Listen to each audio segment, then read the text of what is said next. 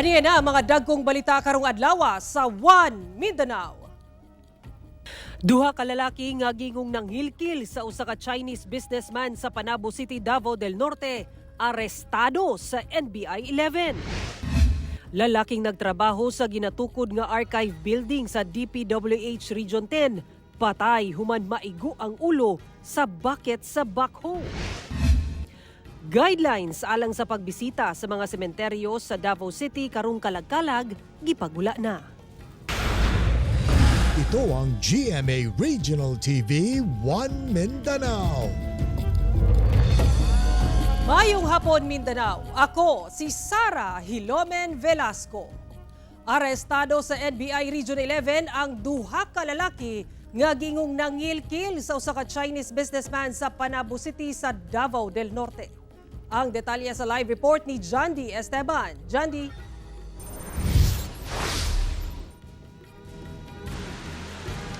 Sara, ang modus operandi ni ining duha ka dinakpan, ilahang harason o hulgaon ang mga langyaw nga negosyante, labi na mga Chinese. So galing dili sila muhatag og kwarta, hadlokon sila nga arestuhon o di ba kaha i-deport. Peke nga NBI identification card, pekeng NBI uniform, illegal nga baril ug mga bala. Kini ang nakumpiska gikan sa 24 anyos ug 50 anyos nga mga lalaki kinsa nagpakaaron ingnong ahente sa NBI. Nirakpan ang duha sa entrapment operation sa mga operatiba sa National Bureau of Investigation Region 11 sa Panabo City, Davao del Norte, Huwebes sa hapon. Ang duha gireklamo nining Chinese businessman. Sumala sa biktima, gipangayuan siya og kwarta sa mga dinakpan.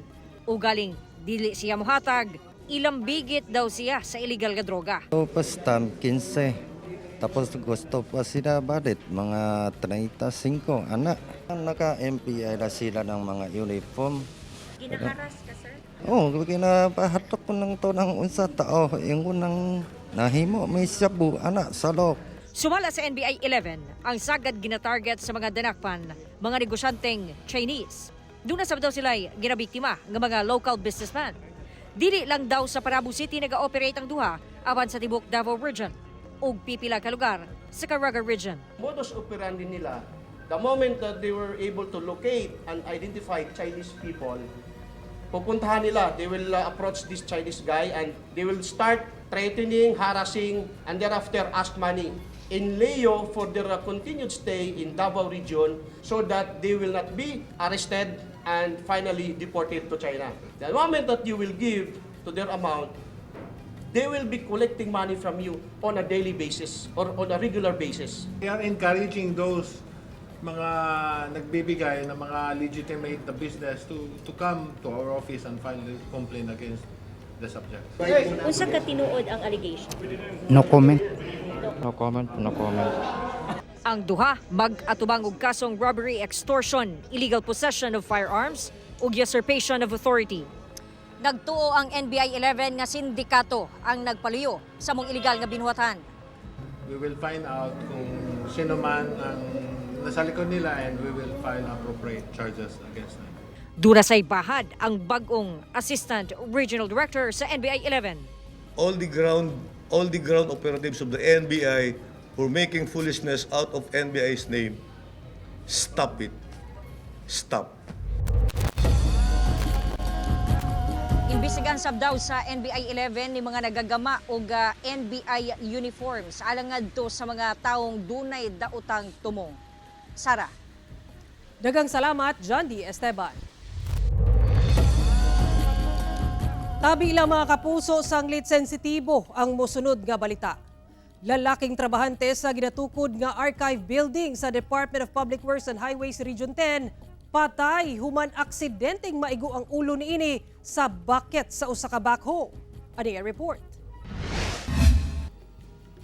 Dead on arrival sa ospital ang usa ka 28 anyos nga lalaki human nga aksidenteng naigo ang ulo niini sa bucket sa usa ka backhoe atol sa pagpanarbaho niini sulod sa compound sa Department of Public Works and Highways Region 10. Sumala pa sa DPWH 10 nga ang biktima gatrabaho sa ginatukod nga archive building nga maoy butangan sa mga daang dokumento sa ahensya. Pundasyon matod pa sa building ang ginahimo sa mga trabahante sa kasamtangan. Rason nga ana ang biktima ilalom sa gikalutan. Apan wala damha nga wala mabantay sa 34 anyos nga bako operator nga naa pa ang biktima sa ilalom sa yuta. Rason nga naigo gyud ang ulo ni ini sa bucket sa bako dihang gilihok na kini. Bali kagahapon sir, naamang gud sa ilalom sir kay nagkalot, bali nag-excavate sila dito sa lugar. Pag-excavate nila sir, wala nakabantay ang driver sa backhoe nga naa di tao sa ilalom. Pero amo lang i-clarify sir nga katong tao sa ilalom katong namatay nagsuot to siya og PPE sir kay compliant man gyud nato mga contractor sir sa atong construction safety and health kay apil man na sir sa pagbidding. Gikustodiya na sa Bulwa Police Station ang bako operator human ang insidente. Matod sa Kokpo, ilan ang giandam ang kasong reckless imprudence resulting to homicide batok sa operator nga wala na mihatag og pahayag. So, wala nga maigo siya sa bucket sa bako. Pero kasamtangan pa nga giimbestigahan o gipalawman investigasyon sa Police Station 7 nga nung naipot nga insidente susama. Apan sigon sa DPWH-10 nga posibleng aksidente gyud ang nahitabo. Sanglit wala matud pay daang bikil ang biktima ingon man ang suspitsado. Naghatag na sir og financial assistance ang atong contractor both sir sa hospital bills ug sa burial services. Bali ang contractor na talang request sir. Tungod sa hitabo, mas hugtan pa sa DPWH ang pagpahinumdom sa mga kontraktor nga tumanon gyud ang tanang safety measures aron dili na masubli pa ang susamang insidente. Nagsugod ang proyekto niadtong bulan sa Hulyo og nakatakdang matapos sa Pebrero 2025 apan posible kining madilatar tungod sa hitabo. Kauban si Jaybert Pairat, Cyril Chavez. 1 Mindanao. Atong sayro ng dugang pang mga balita sa Mindanao. Makauban nato si Cyril Chavez live sa Cagayan de Oro City. Cyril. Salamat Sara. Ana sa kapin 2.2 million pesos na kantidad sa smuggled nga sigarilyo ang nakumpiska sa mga personay sa kapulisan o Bureau of Customs nga ipalusot unta ngadto sa Cagayan de Oro City. Tag-iya sa buong shipment og 10-wheeler truck nakatakdang ipatawag sa otoridad. Ani ang report. Pasado alas 2 sa kadlawon adlong Huwebes, nakadawat og impormasyon ang Bureau of Customs CDO gikan sa Police Regional Office 10 nga adunay usa ka kadudahang container nga miabot sa Cagayan de Oro Port niadtong Martes pasado alas 10 sa gabi. Matod pa, nakatakda kining kuhaon alas 8 sa buntag adlong Miyerkules. Apan alas 12 sa udto na kini nakuha niadtong adlaw. Nakaschedule kuno ang container nga ibalhin sa laing sakyanan.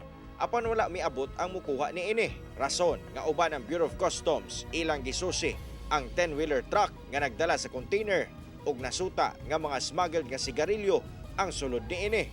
Actually, the information came from the PNP saying that they were able to get reliable information from a reliable source na merong dumating na sigarilyo from Manila going to Cagayan. So, upon verification, nakita nila yung truck na naka-standby sa isang area.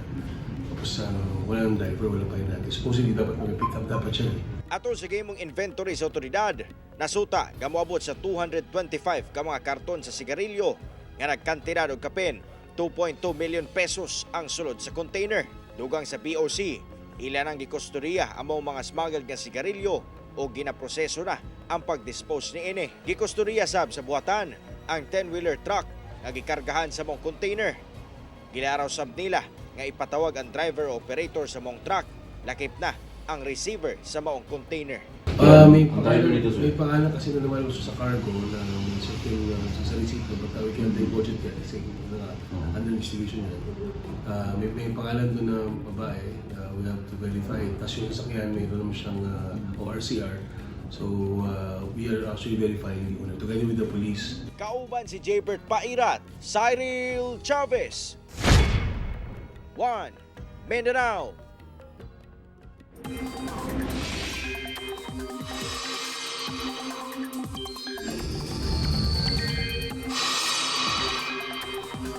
Migawas na sa Philippine Area of Responsibility ang Bagyong Christine. Kaganinang alas 2 sa hapon dihang migawas ang Bagyong Christine sa PAR. Apan bisan nakagawas na kini, posibleng masinati gihapon ang epekto niini sa Luzon. Sa forecast track sa Pag-asa, dunay tsansa nga magloop o mutuyok ang bagyong Christine pabalik duol sa PAR tungod sa impluwensya sa usa pa ka bagyo sa gawas sa PAR.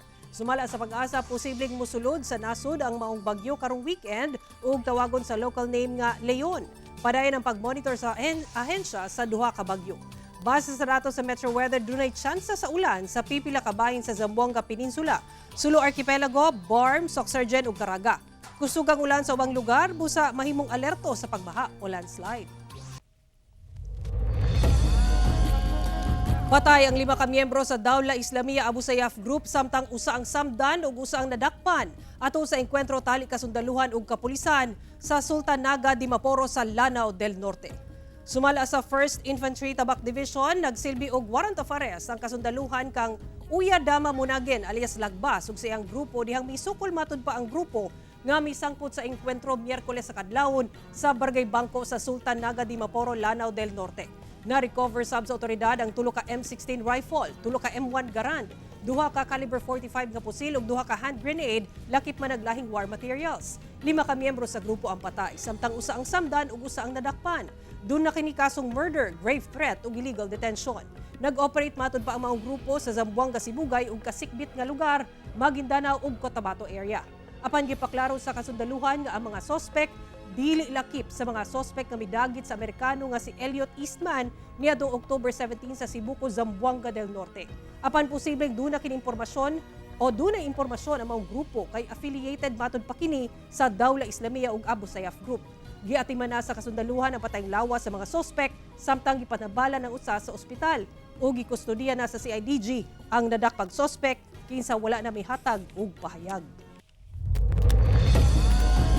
Usa ka 67 anyos nga engineer ang patay human gipusil at tubangan sa ilang balay sa Digos City, Davao del Sur. Sa investigasyon sa Digos City Police, maupay pag-abot sa biktimang si Engineer Felix Tabasa, 67 anyos, sa gawas sa ilang balay sakay sa gimanehong kotse sa Liano Street, Barangay Zone 2, Digos City, Huwebes sa gabi. Dihang giduol sa sospek ug gipusil ang biktima punting sa walang bahin sa iyang lawas. Gituhang misibat ang sospek sakay sa motorsiklo. Giling gidala sa ospital ang biktima apan nakabsan kini sa iyang kinabuhi tungod sa samad pinusilan sa lawas. Gipanganti sa Davao del Sur Police Provincial Office ang paglusad og full investigation sa maong insidente. Gina-review na karon ang mga security footage sa lugar ug gipanubayan ang mga saksi aron mailhan ang sospek ug masayran ang motibo sa krimen.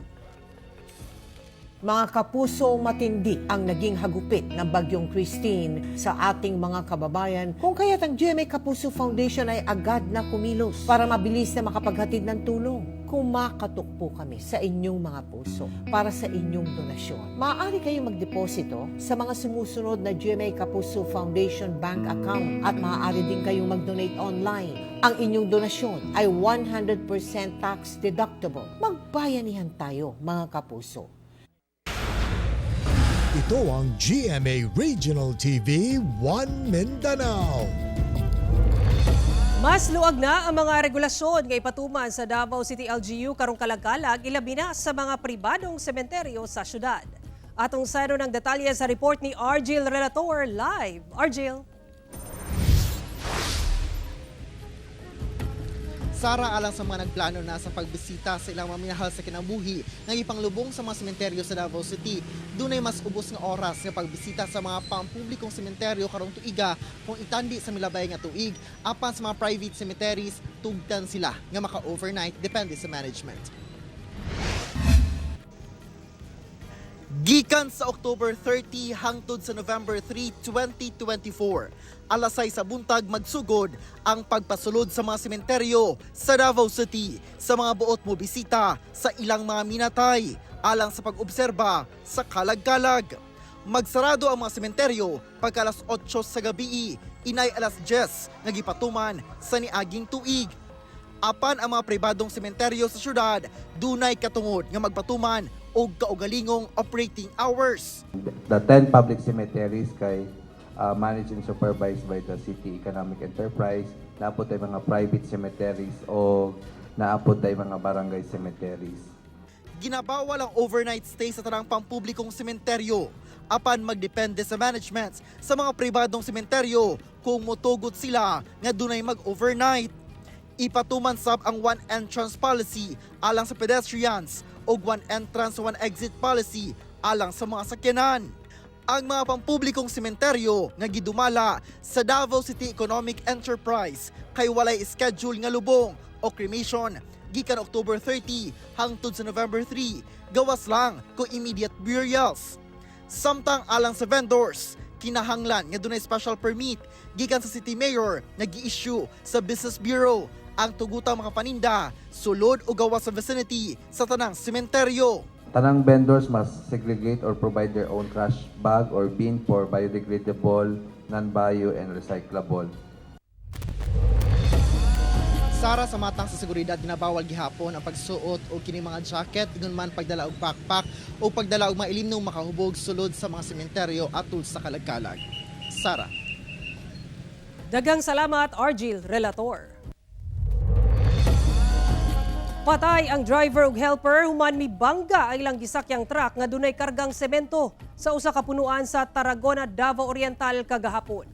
Sa investigasyon sa Tarragona Municipal Police padulong sa Manay, Davao Oriental ang driver nga si Elmer Nardo ug helper nga si Junel Digamo nga pulos taga Compostela, Davao de Oro. Nagmalfunction matud pa ang brake sa ilang sakyanan sa pakurbada nga bahin sa dalan sa Barangay Tumuaw. Rason nga nawad-an kini og kontrol ug midiretso sa punuan. Gidala pa sa ospital ang duha ka biktima apan gideklara na kining dead on arrival. Sa karon gidala na sa Davao de Oro ang lawas sa duha ka individual. Usa ka babaeng radio broadcaster sa Zamboanga City ang gipusil patay sa iyang pag-umangkon. Nailan ang biktima nga si Maria Vilma Rodriguez, 56 anyos. Sumala sa kapulisan, naglingkod dool sa tindahan sa iyang inahan ang biktima sa Comet Street, Barangay Tumaga, Zamboanga City. Diyang gipusil sa sospek sa atubangan mismo sa pamilya sa biktima, Martes sa gabi. Dayon nga gidala sa ospital ang biktima apan mipanaw gyapon. Gilayong nagpahigayon og hot pursuit operation ang kapulisan og nadakpan ang sospek sulod sa balay niini. Nasayrang pag-umangkon lang sa biktima ang sospek. Giklaro sa kapulisan nga walay kalabutan sa trabaho sa biktima isip broadcaster ang pagkamatay niini. Kinihuman migawas sa investigasyon nga dugay nang dunay bangi sa yuta ang biktima ug ang sospek nga misangpot nga pag-atbangay sa duha sa barangay. Na-inquest na ang sospek og mag-atubang og kasong homicide. Wala na kini mihatag og pahayag. Samtang gikondena sa Zamboanga Press Club Incorporated, National Union of Journalists of the Philippines o NUJP og Presidential Communications Office o PCO ang pagpusil o gipanawagan ang mas lalom nga investigasyon.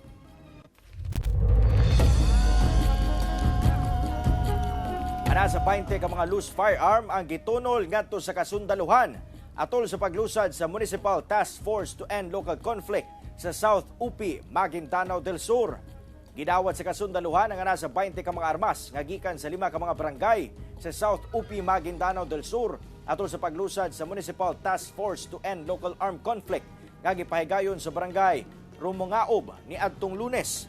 Ang maong loose firearms gilangkuban sa caliber 30 Garand rifle, 12-gauge shotgun og 7.62 M16 single shot resulta sa gipahigayong revitalized katok campaign sa mga otoridad. Ginaduaw matud pa nila ang mga komunidad aron kumbinsihon ang mga individual nga isurrender ang ilang loose firearms. Paagi matud pa kini aron mapakgang ang terorismo o mapadayon ang kalinaw sa lungsod. Usa ka pulis ang nakaplagang patay sulod sa iyang gimanehong sakyanan sa Mahayag, Zamboanga del Sur. Ana sa state of decomposition, dihang nakaplaga ng pulis nga nakadestino sa Zamboanga del Sur Police Provincial Office sa Pagadian City, sulod sa iyang sakyanan sa National Highway sa Barangay Lurma sa Mahayag, Zamboanga del Sur, Miyerkules sa hapon.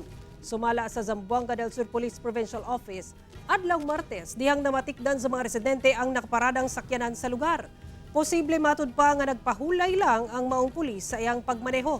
Wala sa matud pa ay foul play sa insidente kay ato sa post-mortem examination sa Mahayag Rural Health Unit, cardiac arrest ang kamatyan sa pulis. Apan gihangyo nila nga ipailaw sa autopsy examination ang pulis alang sa pamilya niini.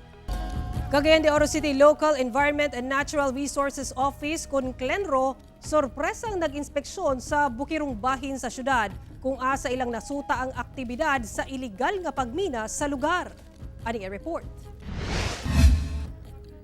Adlawng Martes, pasado alas 6 sa buntag, sorpresang ginspeksyon sa mga personahe sa Cagayan de Oro City Local Environment and Natural Resources Office kun Clenro ang mga bukirong barangay sa syudad nga giingong adunay ginahimong illegal mining activity. Sa pagbisita sa otoridad sa sitio Dumalukdok sa barangay Tumpagon, nakita ni Ene ang usa ka lugar duol sa Ipunan River nga adunay traces sa illegal mining. Matod pa, adunay mga heavy equipments nga gasulod sa lugar nga gigamit sa pagmina. Nay traces bagog yun, no? Kanan diya sa sitio Dumalukdok Tumpagon. So dako mga more than hectare na ang damage sa ilang pag buldos diya. Sa pagbisita sa Clenro, naaktuhan sa Abdila ang pipila ka mga tawo nga mano-manong nagmina. Apan nanibat sab pagkakita sa opisyalis, dugang hagit sab kuno ang pagbantay sa lugar, labi pa nga suba lamang kuno ang gabuwag sa nasangpit nga sitio o sitio sa Opol sa Misamis Oriental, kung asa sagad nagagikan ang mga illegal nga gapangmina.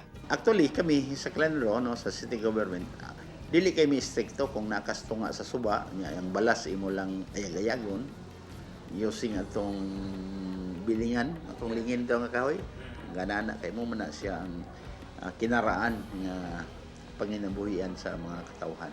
Giklaro sab sa buhatan nga dakong gibawal ang paggamit ng mga heavy equipment sa pagkalod sa lugar, labi na kung walay permit gikan sa LGU.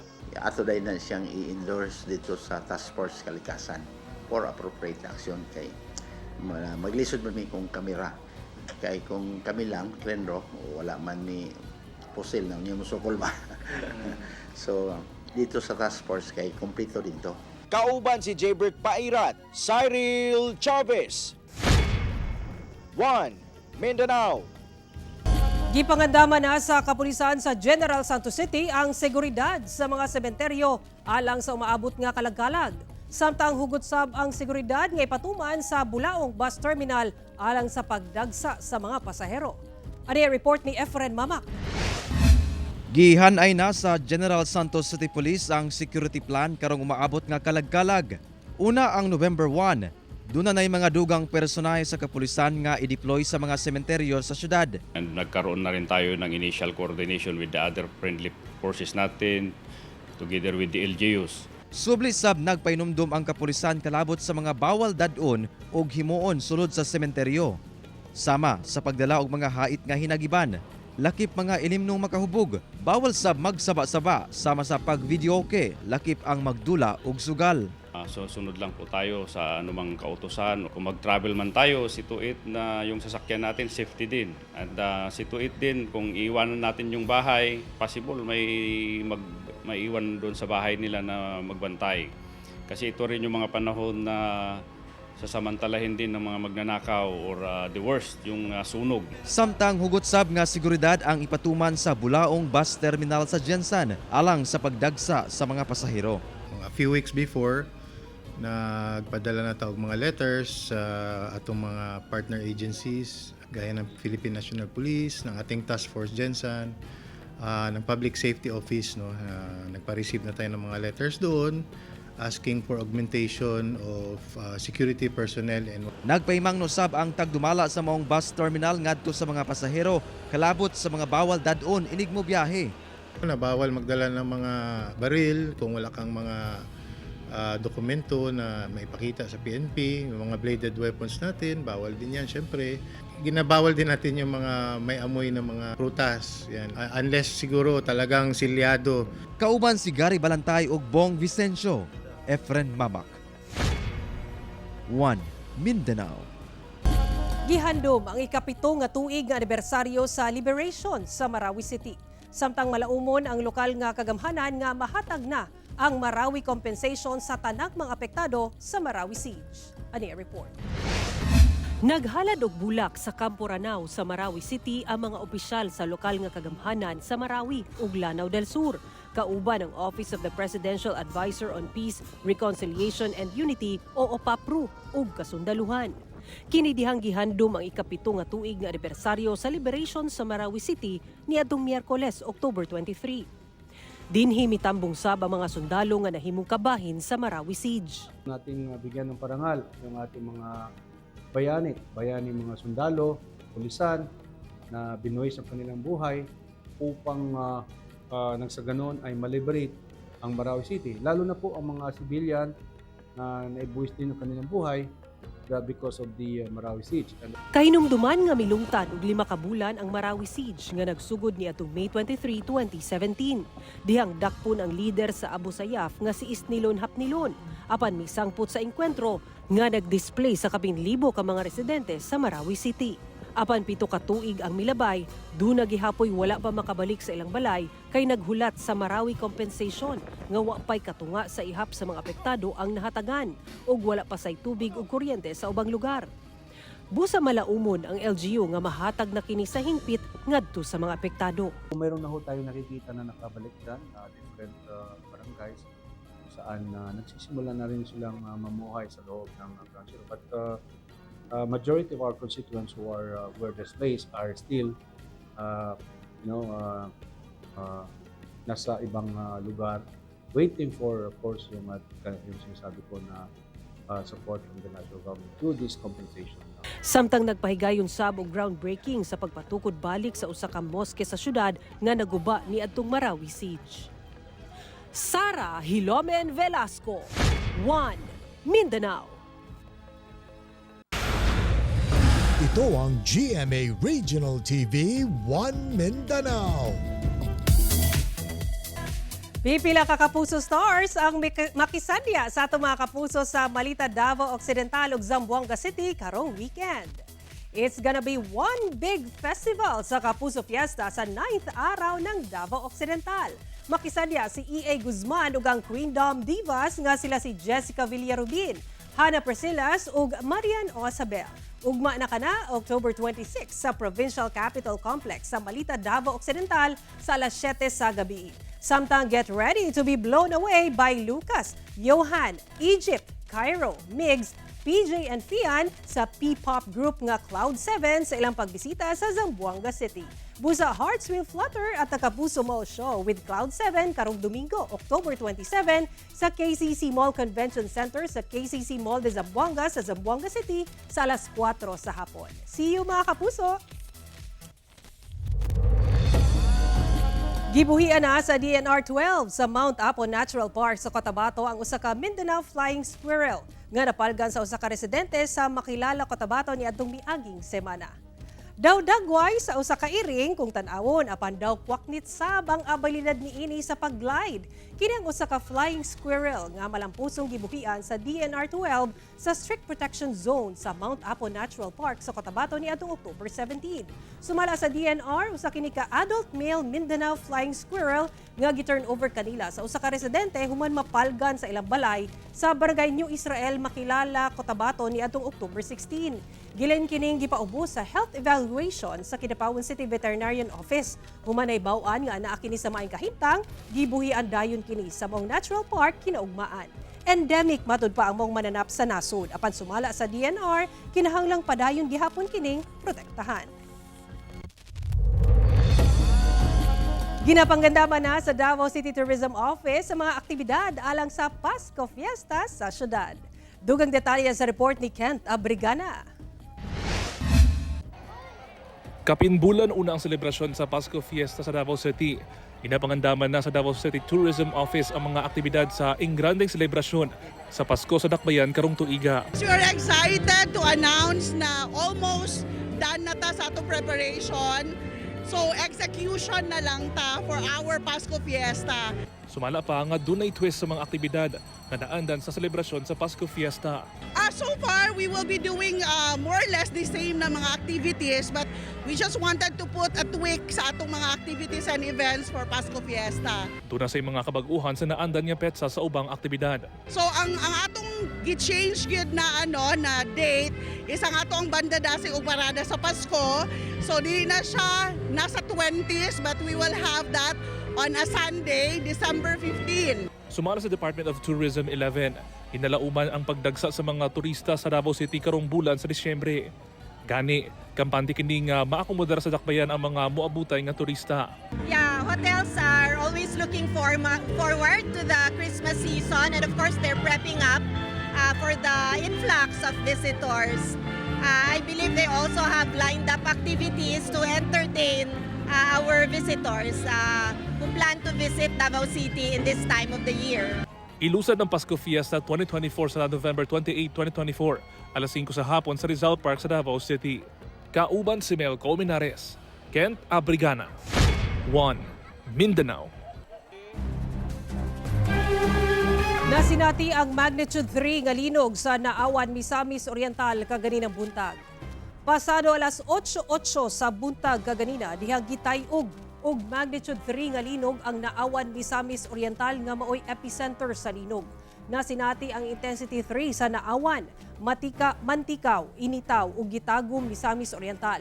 Intensity 2 sa Upol ug El Salvador City sa Misamis Oriental, Cagayan de Oro City ug Iligan City.